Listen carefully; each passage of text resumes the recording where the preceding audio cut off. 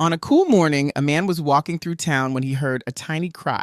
The sound was soft but clear, a small whimper coming from somewhere nearby. He stopped, tilted his head, and listened more carefully. There it was again. Following the sound, he found himself standing in front of an old empty house with broken windows and a door hanging off its hinges. Looking inside, the man spotted a small ball of fur huddled in the corner. It was a puppy no bigger than his two hands put together, with big round eyes that seemed to take up most of its face. The puppy was dirty, skinny, and trembling with fear, but when it saw the man, its tail gave the slightest wag.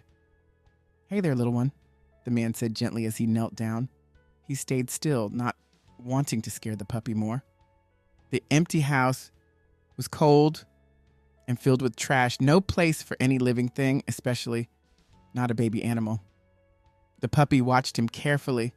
Its hunger was obvious from how it kept sniffing around the garbage spread across the floor. After a few moments of quiet talking, the puppy took a brave step forward, then another. The man smiled and held out his hand, palm down and fingers curled. A safe way to let a scared dog smell you. The puppy stretched its neck, nose twitching as it caught the man's scent. Something in those kind eyes and gentle voice must have felt safe, because the puppy crept closer until it was near enough for the man to touch its head.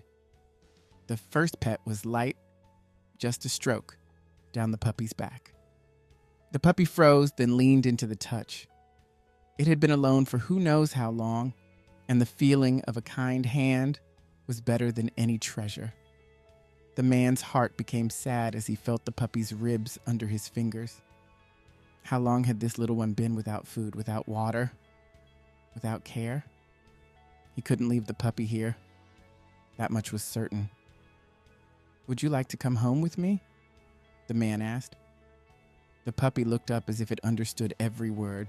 When the man slowly reached to pick it up, the puppy didn't run. Instead, it melted into his arms, too tired and hungry to be afraid anymore. Carrying his new friend, the man walked quickly home. The puppy shivered against his chest, so he zipped his jacket around it, creating a warm pocket. By the time they reached his front door, the puppy was asleep, worn out from fear and hunger. Inside, the man's first move was to fill a shallow bowl with fresh water. He gently woke the puppy and set it down in front of the bowl. The puppy sniffed, then began to drink eagerly, water dripping from its chin.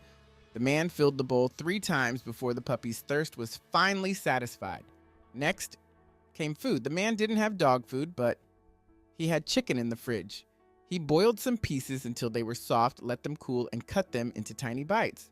While the puppy ate, the man gathered some old towels and made a cozy bed in a quiet corner. He found a small box and lined it with the softest blanket he owned. This would be the puppy's safe place until they could shop for proper supplies. After eating, the puppy's eyelids grew heavy. The man gently picked it up and placed it in the makeshift bed. The puppy turned in circles 3 times, an ancient dog ritual, before curling into a tight ball and falling fast asleep. The man sat near the sleeping puppy, watching its tiny chest rise and fall. He wondered about its story. Was it born to a stray mother? Was it abandoned? Whatever happened before didn't matter now. What mattered was what came next. That night, the puppy slept on the man's bed instead of in the box. At first, it stayed at the very edge, as if unsure of its welcome, but as the night grew cooler, it inched closer until it was curled against the man's side, warm and safe perhaps for the first time in its life. The puppy had a new spark of energy. It bounced around the living room, pouncing on its new toys with the pure joy that only puppies know. The man laughed as he watched, tossing a softball for the puppy to chase. That night, as the puppy slept soundly in its new bed, surrounded by toys, the man thought about how one small choice to follow a sound had changed both their lives. The puppy had gone from cold and hungry to warm and fed. And the man, he had gone from alone to responsible for a tiny life. In the weeks that followed, the puppy grew stronger. Its ribs disappeared under healthy puppy fat. Its coat became shiny with good food and regular brushing. Best of all was the change in its eyes. No more fear, only trust and love. The man took pictures of the puppy every day, amazed at how quickly it grew. He taught it to sit, to stay, to come when called. The puppy learned fast, eager to please its rescuer.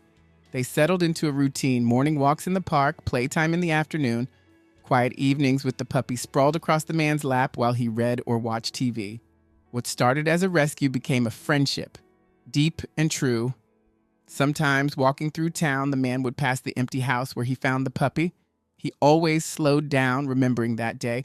One small life saved, one big difference made. And the puppy? It never looked back at its old life. Why would it? The future was too bright, too full of treats and belly rubs and the voice of the person who had become its whole world.